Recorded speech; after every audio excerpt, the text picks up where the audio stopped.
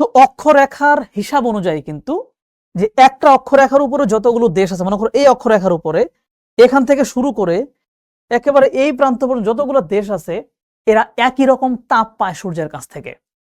So একই অক্ষরেখায় থাকা দেশগুলোতে কিন্তু একই ধরনের জলবায়ু দেখা যাওয়ার কথা। যেমন এই যে বললাম যে সূর্য যেহেতু পৃথিবী যেহেতু এইভাবে ঘুরে, তার মানে কি এই বরাবর যত দেশ আছে সবই একই রকম তাপ পাইতেছে। তাহলে বাংলাদেশ আর সৌদি আরব তো মোটামুটি একই অক্ষরেখায় অবস্থিত, তাই না? বাংলাদেশ কোথায়? এই যে বাংলাদেশ, এখানে হচ্ছে বাংলাদেশ। এই বাংলাদেশ থেকে যে অক্ষরেখাটা আমি টানবো এইভাবে, এই একই অক্ষরেখার উপর দেখো যেখানে আরব আমিরাত পড়ে গেছে, সৌদি আরব পড়ে গেছে, যে মিশর পড়ে গেছে, লিবিয়া পড়ে গেছে, আলজেরিয়া পড়ে গেছে, এগুলা। আবার এদিকে ধরো হচ্ছে মিয়ানমার আছে, কম্বোডিয়ার কিছু পার্ট আছে, ভিয়েতনামের কিছু অংশ আছে, এইভাবে গেছে। এই পুরো লাইন বরাবর কিন্তু একই রকম তাপমাত্রা এবং একই রকম জলবায়ু থাকার কথা ছিল। এরপর আমরা বাস্তবিক অর্থে কি দেখতে পাই, যে বাংলাদেশে যেই পরিমাণ নদ নদী আছে, যেই পরিমাণে বৃষ্টিপাত এখানে হয়, আমরা যেরকম একটা সমভাবাপন্ন তাপমাত্রা পাইতেছি, যেখানে না শীত না গরম, সৌদি আরব কিন্তু সেই সমভাবাপন্ন তাপমাত্রা পাচ্ছে না।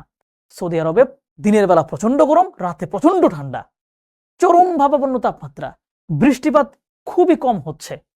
তার মানে একই অক্ষরেখায় থাকার পরেও এই দুইটা জায়গার জলবায়ুর ভিতরে পার্থক্য আছে। এই পার্থক্যটা মূলত কেন ক্রিয়েট হয়েছে জানো? এই পার্থক্য ক্রিয়েট হয়েছে মূলত সমুদ্র এবং পর্বতের অবস্থানের কারণে।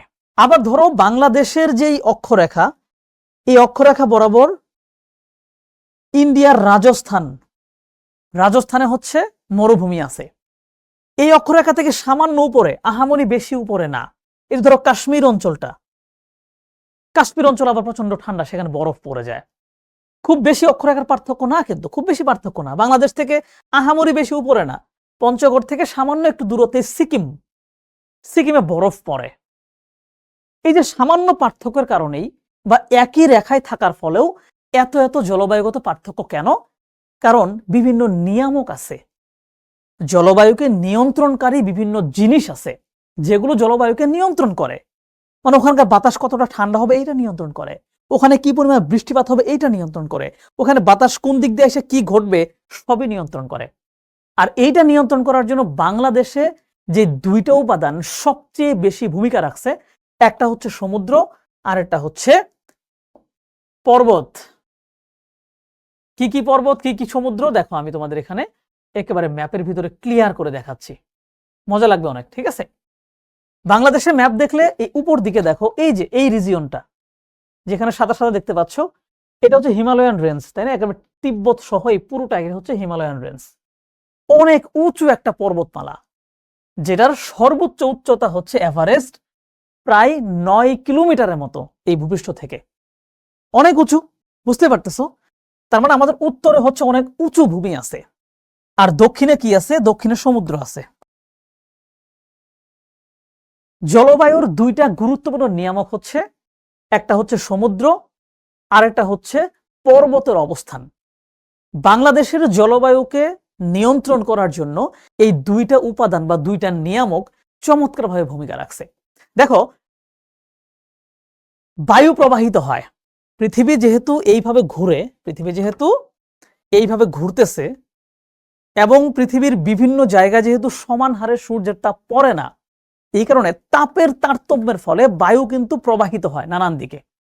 সো এরকম একটা বায়ু আছে যেটা নিয়মিতভাবে এই অঞ্চল থেকে এই অ্যাঙ্গেলে এদিকে প্রবাহিত হয়, বুঝতে পারছো? এই বাতাসটা আমি একটু পরে যখন বায়ু প্রবাহ পড়বো তখন নামগুলো আমরা দেখবো। আমি এখন নাম বলতেছি না। এরকম ভাবে কিন্তু এই অঞ্চলেও বাতাস প্রবাহিত হয়, এই অঞ্চলেও বাতাস প্রবাহিত হয়, তাই না? এই অঞ্চলেও বাতাস প্রবাহিত, তার মানে সৌদি আরবের উপর দিয়েও বাতাস প্রবাহিত হয়। কিন্তু এই বাতাসটা যেহেতু সমুদ্রের উপর দিয়ে প্রবাহিত হচ্ছে, তাই সমুদ্রের উপরে তো সূর্যের আলো পড়তেছে, সূর্যের তাপের কারণে ওইখানকার পানিগুলো বাষ্প হয়ে উপরে উঠে যাচ্ছে, জলীয় বাষ্প হয়ে যাচ্ছে। আর এই জলীয় বাষ্পটা এই যে বাতাসটা প্রবাহিত, যে বাতাসের সাথে মিশে যাচ্ছে, মিশে গিয়ে এইটা দেখো বাংলাদেশের উপর দিয়ে সোজা উত্তর দিকে যাওয়া শুরু করছে। সেম ভাবে এই বাতাসটা কিন্তু সৌদি আরবের উপর দিয়েও ওইদিকে যাওয়া শুরু করে। সৌদি আরবের উপর সম্পূর্ণ যাইতে পারে না, আমি একটু পরে ওই ম্যাপটাতে দেখাবো। কিন্তু ঝামেলা যেটা হয়েছে যে এই বাতাসটা যাওয়ার পথে এই যে দেখো হিমালয়ান রেঞ্জ, আমাদের এই যে মেঘালয়ের পাহাড়, আমাদের উপরে আসামের পাহাড়, এই বিশাল উঁচু পাহাড়ে এই বাতাসটা বাধা পায়। বাধা পেয়ে সে আর ওই পারে যাইতে পারে না, না পেরে সে উপর দিকে উঠে যায়। উপর দিকে উঠে গিয়ে এই জলীয় বাষ্পবর্ণ বাতাসটা আমাদের উপরেই অবস্থান করে। আর যখনই কি হয়, তাপমাত্রা যখন কমে যায় তখন বাতাস কি করে, জলীয় বাষ্পটা ছেড়ে দেয়। বাতাসের ধর্ম কি, সে যখন উষ্ণ থাকে তখন সে পানিটা গ্রহণ করে, মানে জলীয় বাষ্পটা গ্রহণ করে। যখন সে কিছুটা শীতল হয়ে যায় তখন ওই জলীয় বাষ্পটাকে পানি আকারে ছেড়ে দেয়, ফুস করে ছেড়ে দেয়, নিচের দিকে পড়ে যায়। তার মানে তখন বৃষ্টি আকারে পড়ে। তো যেহেতু এই বাতাসটা এই পার্বত্য অঞ্চলের কারণে ওই দিকে যেতে পারলো না, তাই বাতাসটা আমাদের উপরেই ঘুরতে ফিরতে থাকে। আর যখনই হালকা ঠান্ডা হয়ে যায় তখন আমাদের উপরে বৃষ্টি আকারে সেই পানিগুলো নেমে আসে। আর এই বৃষ্টির একটা বড়, মানে এই বৃষ্টির একটা বেশিরভাগ যে অংশটা, এটা হয় হচ্ছে এই পাহাড়ি অঞ্চলে, কারণ ওইখানে বাধা পেয়ে পানিটা তো ওইখানেই উপর দিকে উঠে। পৃথিবীর সবচেয়ে বেশি বৃষ্টিপাত কোথায় হয়? ঠিক বাংলাদেশের উপরেই মেঘালয়ের চেরাপুঞ্জি নামক জায়গাতে। এই যে আসাম মেঘালয় এই পাটটাতে পৃথিবীর সবচেয়ে বেশি বৃষ্টিপাত হয়। আর এই বৃষ্টি পানিগুলো কোথায় নেমে আসে? বাংলাদেশে একটু ঢালু জায়গা, বাংলাদেশের দিকে বিভিন্ন নদীর মাধ্যমে নেমে আসে, এসে আমাদের উপর দিয়ে অসংখ্য নদী তৈরি হয়েছে, ফলে আমরা নদীমাতৃক দেশ। আবার এই যে বাতাসটা এইদিকেও যে চলে যায়, কিছু কিছু বাতাস এগুলো হিমালয়ে গিয়ে বাধা পায়। হিমালয়ে গিয়ে বাধা পেয়ে সেই হিমালয়ের অঞ্চল থেকে উপর দিকে এসে এই পুরো অঞ্চলে কিছু বৃষ্টিপাত ঘটায়।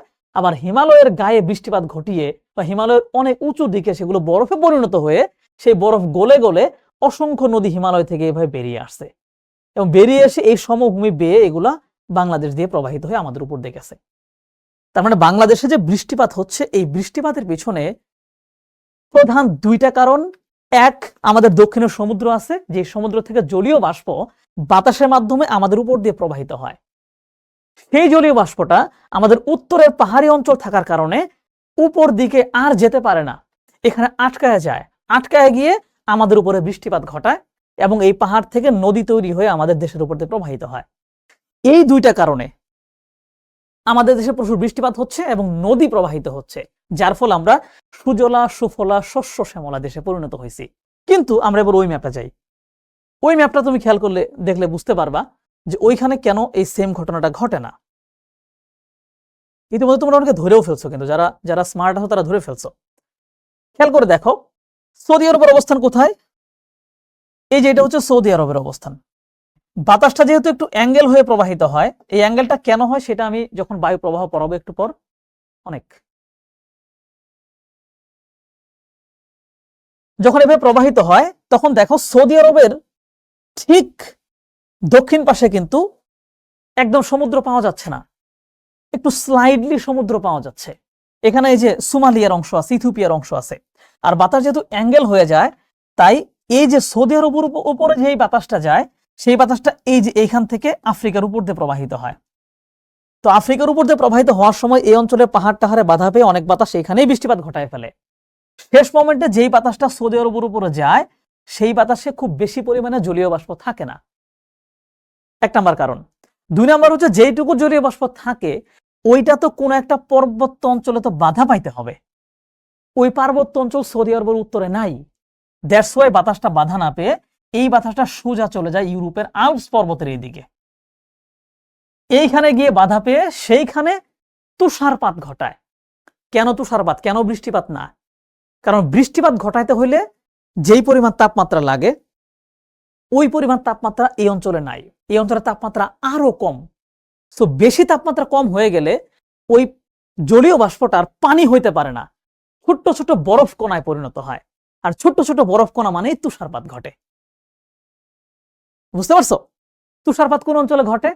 ইউরোপে ঘটে, কারণ ইউরোপে কি তাপমাত্রা অনেক কম, তাই ওইখানে পানিটা কি হয়, জলীয় বাষ্প কি হইতে পারে না, জলীয় বাষ্প গলে পানি হইতে পারে না, ওরা ছোট ছোট বরফে পরিণত হয়ে যায়। আর আমাদের অঞ্চলে তাপমাত্রা একটু বেশি, তাই গলে এখানে পানি হয়ে যায়, তাই এখানে বৃষ্টিপাত ঘটে। বুঝতে পারছো? সেম ঘটনা এই আফ্রিকার এই উপরের এই অঞ্চলগুলো, এগুলো তো বাংলাদেশের লাইনেই, বাট এখান থেকে যে বাতাসটা ওদের এখানে আসে, এই বাতাসেও জলীয় বাষ্প থাকে। বাট এই যে এখানে কোনো পাহাড়ি অঞ্চল না থাকার কারণে এই বাতাসটা সোজা চলে যায় এই ইউরোপের দিকে। গিয়ে এই দিকে বৃষ্টিপাত ঘটায়, কিন্তু আফ্রিকার এদিকে বৃষ্টিপাত ঘটাতে পারে না। এই জন্য আফ্রিকা সহ মধ্যপ্রাচ্যের এই পুরো অঞ্চলটা কিন্তু বৃষ্টিশূন্য শুষ্ক মরুভূমি হয়ে গেছে। সেম লাইনে থাকা সত্ত্বেও বাংলাদেশ, ভারত এগুলো কিন্তু বৃষ্টিশূন্য মরুভূমি হয় নাই। তবে এখানে আরেকটা ব্যাপার আছে, দেখো বাংলাদেশের লাইনে ইন্ডিয়ার যে পার্টটুকু আছে, বুঝতেছো এগুলো? ম্যাপে, তোমাদের বাসায় যে ম্যাপ আছে ম্যাপগুলো দেখবে ভালো করে। বাংলাদেশের লাইনে যে ইন্ডিয়ার যে পার্টটুকু আছে, এই যে এইদিকে, এখানেও কিন্তু বাংলাদেশের সমপরিমাণ বৃষ্টি হয় না। কেন বৃষ্টি হয় না সমপরিমাণ জানো? এবার আমাকে ওই ম্যাপে চলে যাওয়া লাগবে। বাংলাদেশের সমপরিমাণ বৃষ্টি কেন ইন্ডিয়ার বাংলাদেশের ওই লাইনের পার্টগুলোতে হয় না, তার পিছনে বড় কারণ হচ্ছে এই যে বাতাসটা ইন্ডিয়ার এই অংশ উপর দিয়ে যাওয়া লাগবে, কিন্তু ইন্ডিয়ার এই যে মাঝখানের অংশে পার্বত্য অঞ্চল আছে। সো বাতাসটা এইখানে প্রথমে বাধাপ্রাপ্ত হয়ে যায়, বাধাপ্রাপ্ত হয়ে গিয়ে এই বাতাসটা আর এই অংশে গিয়ে খুব একটা লাগতে পারে না। যেইটুকু গিয়ে লেগে যায়, হিমালয়ের উচ্চতা অনেক বেশি, অত উপরে গিয়ে লাগার ফলে সেখানে তাপমাত্রা অনেক কম। তো ওইটা আবার ওখানে বরফে পরিণত হয়ে গলে গলে নদীর মাধ্যমে প্রবাহিত হয়। এজন্য ইন্ডিয়ার এই যে এই বিশাল গাঙ্গেয় সমভূমি অঞ্চল, এইখানকার বৃষ্টিপাতও কিন্তু বাংলাদেশের তুলনায় কম হয়। তার মানে বুঝতে পারতেছো তো বাংলাদেশ কেন এই মানে এমন একটা লাইন, যেই লাইনের অনেক দেশ মরুভূমি, বাট বাংলাদেশ ওই সেম লাইনে থাকার পরেও কেন মরুভূমি হইল না? কারণ আমাদের উত্তরে হিমালয় বা পাহাড়ি অঞ্চল আছে, আর দক্ষিণে আমাদের সমুদ্র আছে, আর এই অঞ্চলে নিয়মিতভাবে এই বাতাসটা প্রবাহিত হয়। এখানে আরেকটা ব্যাপার আছে, এই যে বাতাসটা এদিকে যাচ্ছে না, এই সেম বাতাস কিন্তু শীতকালে তার উল্টা দিক থেকে আসে, এই দিক থেকে আসে। কিন্তু ওই বাতাসটাও আবার দেখো অনেক উপর থেকে আসতেছে বাতাসটা, এই যে পাহাড়ি অঞ্চলে এসে বাধা পায়। আর উত্তর দিকে কি প্রচন্ড শীতল অঞ্চল, শীতল অঞ্চল থেকে যে বাতাসটা আসতেছে সেই বাতাসটা প্রচুর ঠান্ডা হওয়ার কথা ছিল, এবং ওই বাতাসটা যদি আমাদের উপর দিয়ে আসতো তাহলে আমাদেরও প্রচুর ঠান্ডা লাগতো। কিন্তু ওই বাতাসটা আবার এই পাহাড়ে আটকায় গিয়ে ওইখানে জমে থাকে, তো আমাদের উপর দিয়ে আসতে পারে না। তাই শীতকালে আমাদের এখানে একেবারে প্রচন্ড বরফ পড়ার মতো শীতও কিন্তু আমরা পাই না। তো বাংলাদেশের জলবায়ুর জন্য এবং বাংলাদেশটা বসবাস উপযোগী হওয়ার জন্য হিমালয়ের পার্বত্য অঞ্চল এবং আমাদের বঙ্গোপসাগর কিন্তু খুব খুব খুব গুরুত্বপূর্ণ ভূমিকা পালন করছে। তার মানে বুঝতেই পারলা যে পর্বতের অবস্থান, সমুদ্রের অবস্থান কিভাবে একটা দেশের জলবায়ুকে নিয়ন্ত্রণ করে।